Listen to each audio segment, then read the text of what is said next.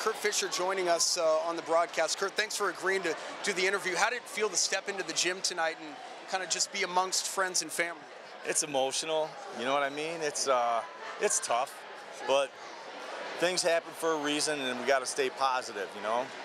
You've been such a pillar in the Maple Grove community, 25 years, and I was referring to Maple Grove's Twitter account, which was kind of funny during your run to the state championship this year, because you guys kept telling the community and kept telling the haters, I guess, that, you know, we're making runs and there's nothing you could do about it. We're working together. We're becoming more cohesive as the season goes on, and obviously you guys had that great run. The decision to leave, was it a tug and pull, or was it, I have to do this and it's final? I had to, you know. There were some things that happened, and my kids are more important to me than anything in the world. My wife and our family needed this break. Right. The letter that you sent to the Post-Journal was very casual farewell, said, hello, and I'm Kurt Fisher, and I have to step down and take care of my family. What you told Keith McShay in the Buffalo News was a little different. The Buffalo News was reporting at one point that you just didn't see eye to eye with the parents anymore. Was that a situation that was irreconcilable? Yeah, there was no more love here.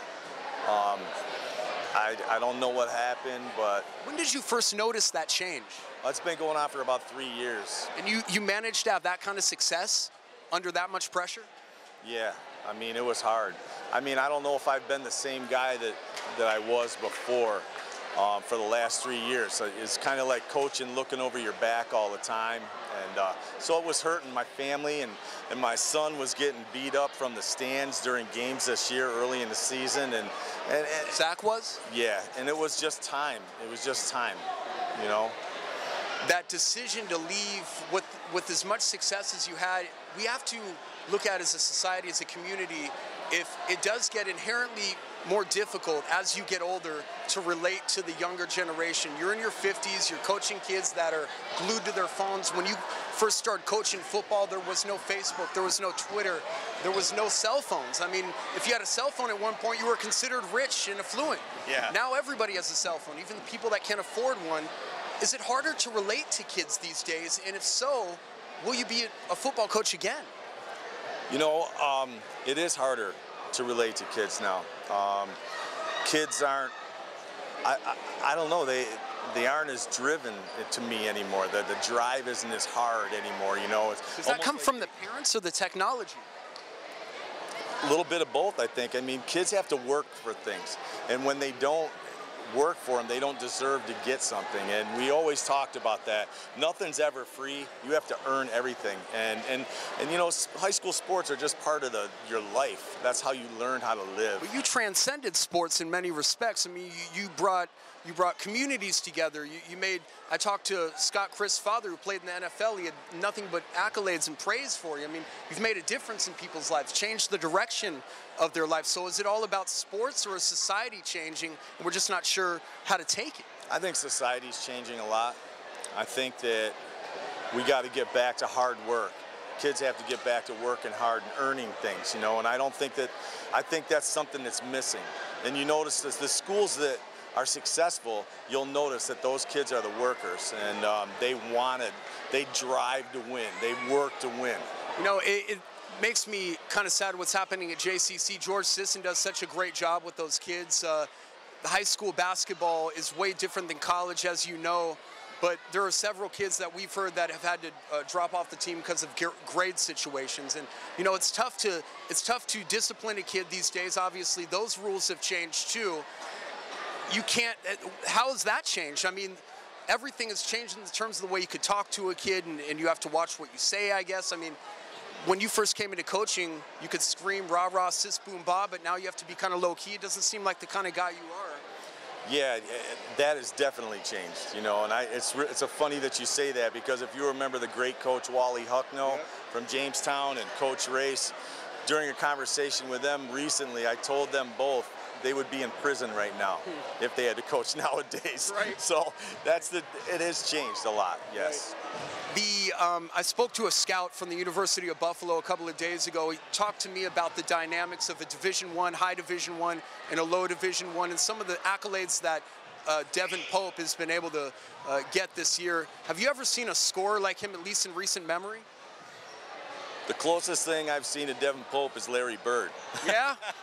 He looks just like Larry Bird to me, you know, and what people don't know, this kid is a great kid, man, and I'll be honest with you, if football would have been his first choice, he was unbelievable. This guy if he worked on that game, he's just one of those guys that knows how to play the game, man. He's impressive.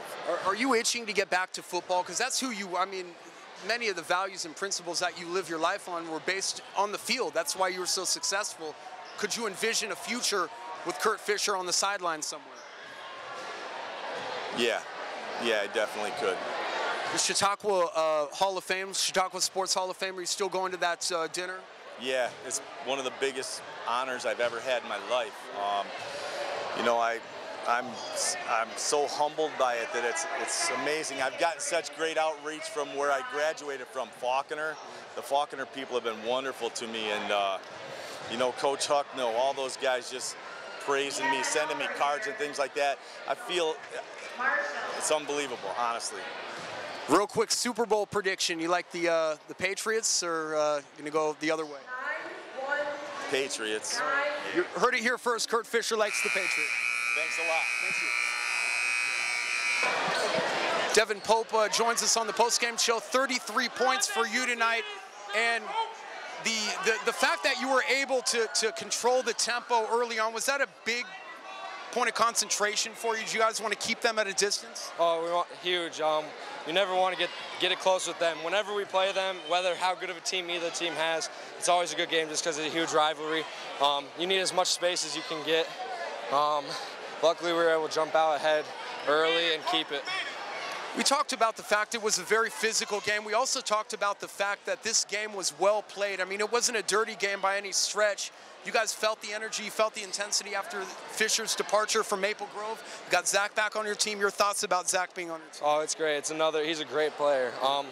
People underlook him. I'm telling you that. People underlook him. He's a great player.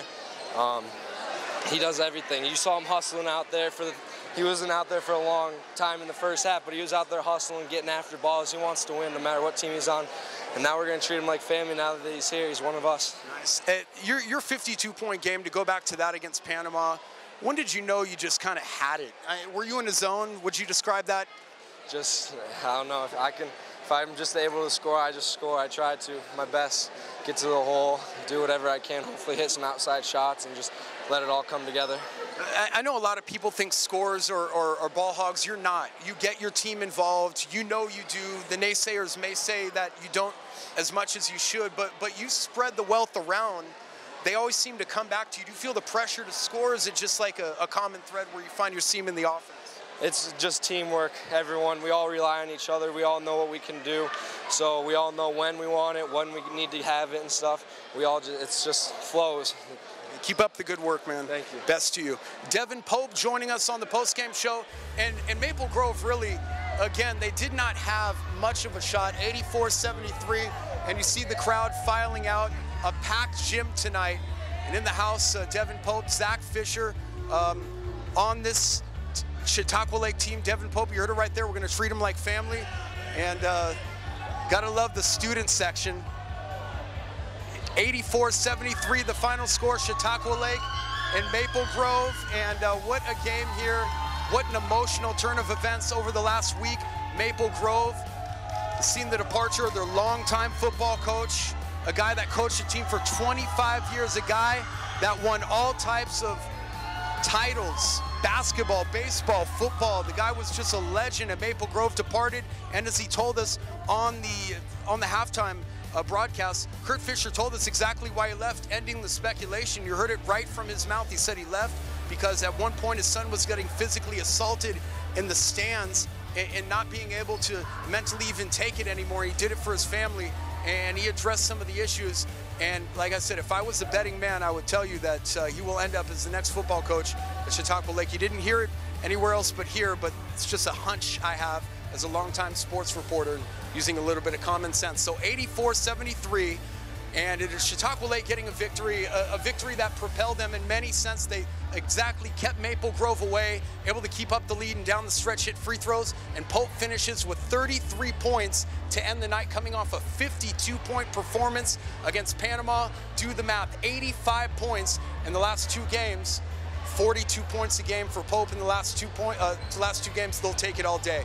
So we're exhausted. For Maple Grove, been an emotionally great night. Thank you for joining us. For Justin Gould, Tiffany Betts, I'm Ryan Hedrick. This has been a presentation of WNY Sports Now, a division of WNY News Now, where coverage comes first.